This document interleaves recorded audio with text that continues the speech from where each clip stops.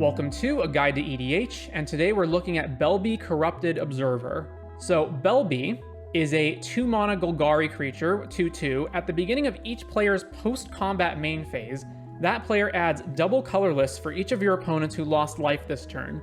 So the idea here is going to be that we want an early effect that causes all of our opponents to lose at least 1 life, so that we can trigger Belbe. And then we want cards that cost usually 6 and under colorless, or maybe a bit more than that, but we want to use the triple mana, the triple trigger here to make 6 colorless mana and use that to pay for big bombs a lot earlier than we normally would. So in that regard, we have broken the deck into the various categories. We've got, of course, our lands as usual, tutors, ramp, fast mana, card draw, bombs, which I'm just including as basically anything that's a good payoff for the Belbe mana.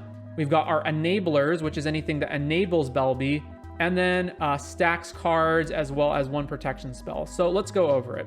So quickly getting this stuff out of the way, we've of course got all of our ramp cards, all the usual stuff, Arcane Signet, Birds of Paradise, Carpet Flowers, Chromox, Deathrite Shaman, all the Mana Dorks, etc, etc, etc. But in particular, because we can generate 6 colorless mana, it makes more expensive colorless ramp more appealing.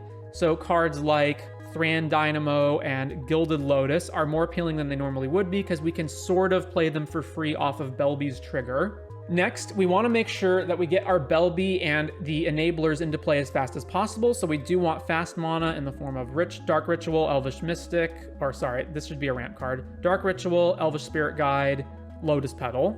So like this. And then we've got, let's look at our enablers and our bombs. So our enablers are going to be typically anything that costs between 1 and 2 mana that we can use to have all of our opponents lose life or get damaged so that we can trigger Belbe for the maximum amount of mana. So we've got Cauldron Familiar, 1 mana, trigger, each opponent loses 1, you gain 1. Creeping Bloodsucker, this one's 2 mana on upkeep, deal 1 damage to each opponent, you gain life equal to the damage dealt this way. Hopeless Nightmare, everyone loses 2. Maggot Carrier, ETB, each player loses 1. And then we've got a bunch of creatures that also deal 1 to everybody. So Mardu Shadow Spear, doesn't matter who you attack, everyone loses 1 life. Night Market Lookout, same thing. Okiba Reckoner Raid, Pulse Tracker, Sanctum of Stone Fangs. This one's a bit awkward in that it doesn't trigger except on your pre-combat main phase, so you need to already have this one in play when your turn starts in order to get the trigger, but it does mean that every turn afterwards you have an effect that will keep triggering Belbe. We also have Vicious Conquistador and Vicious Rumors. So the ideal curve is to turn 1, play one of these draining effect guys, then turn 2, play Belbe, attack, drain everybody, and then trigger Belbe on the post-combat main phase. But sometimes we can do different combinations if we have more mana. So if we have 3 mana on turn 2 or turn 1, we can play Belbe plus like Cauldron Familiar, for example, trigger it, go to our post-combat main, and get the mana. So then what are we going to want? So primarily we're going to want colorless cards that cost 6 or less so that we can play them exclusively off of Belbe's trigger. But we can also potentially play cards that are either more expensive than that, with other forms of mana, especially if they're colorless, but sometimes also just big bombs in our colors anyway, as long as they don't cost too many colors that aren't colorless. So some big payoffs, which I'm just including under the bomb section that are worth it, are Archon of Cruelty. We've got Brain Stealer Dragon. This is an 7 mana 6/6 flyer, ETB, or rather at the beginning of end step, exile the top card of each opponent's library. You may play those cards for as long as they remained exiled. If you cast a spell this way, you may spend mana as though it were mana of any color to cast it. And whenever a non-land permanent an opponent owns enters the battlefield under your control, they lose life equal to its mana value. So it's just a big flying creature that triggers on end step and steals a bunch of cards that you can then cast on following turns. Chromatic Orrery is 1 mana off of being able to be played exclusively by Belbe, and then it itself adds 5 mana and can maybe draw cards, but it's basically just the higher end of Gilded Lotus type effects. We've got Cityscape Leveler. Coveted Jewel, enters the battlefield, you draw 3 cards, and you tap to add 3 mana of any one color. Although if you get attacked by your opponent and don't block them, they get to steal this. God Pharaoh's Statue is probably the single best payoff in the deck because it's 6 mana, which means we can play it exactly off of the Belbe trigger. And if we play this as early as turn 1 or 2, it will immediately stacks our opponents out of the game since all of their spells cost 2 more. Then we've got the Kozilek Butcher of Truth, and Kozilek the Great Distortion. Last March of the Ents, Portal to Phyrexia, Rise of the Eldrazi. This one's our most expensive spell in that it costs 12 mana, but it's also one of our best payoffs. Uncounterable, destroys a permanent, we draw 4 cards and we take an extra turn. Sandstone Oracle is good for drawing back up the difference between our hand and an opponent's hand, especially if we use a bunch of fast mana early on to get out Belbe. Shieldred Whispering one. Mightstone and Weakstone as a card that can be played exclusively off of Belbe's trigger and then either draw us cards or kill something and then sticks around as a mana rock.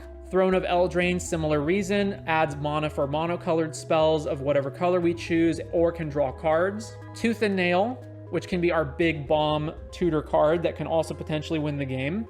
Ugin the Ineffable, castable straight off of Belbe's mana, makes our other colorless spells cheaper, and is removal / a value engine by being able to just generate a token every turn. Big Ugin. Ward of Bones. This is a Stax card, 6 mana. Each opponent who controls more creatures than you can't play creature cards, and the same is true for artifacts, enchantments, and lands. In this deck, because we're getting a bunch of mana off of Belbe, we often don't need that much more mana outside of that. So if we just refuse to play additional lands for the most part, we can keep our opponents from playing additional lands. That's the big one in terms of Ward of Bones, although the other modes might be relevant. And then there's also Zendikar Resurgent to double our mana production from our lands and give all of our creatures a glimpse of Nature Rider. So those are the big things we're trying to do with Belbe. Enable it by draining or damaging our opponents simultaneously, all of them to make 6 mana, and then using that to either play for free, quote unquote, or at least at a reduced cost, a bunch of these bomb cards to win the game, usually as early as turn 2. On top of that, we've got Necropotence and the One Ring as card advantage engines. Again, it really helps that the One Ring is colorless, so it's castable off of Belbe. All of our mana ramp, as I said before. Then we've got our Stax cards. By the way, if you're confused by this, Godpharaoh Statue basically just counts as both of these categories, so it's both a bomb payoff for Belbe and a Stax card, so it's in both locations. We don't actually have 2 Godpharaoh statues in the list. So we've got the Godpharaoh Statue, we've got Karn. Now, we don't have Lattice in the deck because I feel like Lattice a lot of the time is just not good when you don't have Karn, but Karn can be very good just on his own for his ability to shut off opposing artifact abilities, like all of the mana ramp in the artifact rocks. Then we've got Sphere of Resistance and Thorn of Amethyst to tax players. Being taxed doesn't hurt us as nearly as much as it does other players because we get so much mana off of Belbe. Same deal with Trinisphere and Winter Orb. Then we've got our tutors in Demonic Tutor, Imperial Seal Tainted Pack, and Vampiric Tutor. And that is the basic breakdown of the Belbe deck, along with 1 Veil of Summer to protect us from counterspells, or black-based removal that kills Belbe. Our lands, pretty straightforward, same thing that you'd usually expect in a Golgari deck, except in this deck, we don't have to run nearly as many lands as we normally would because our big payoff in Belbe is so cheap.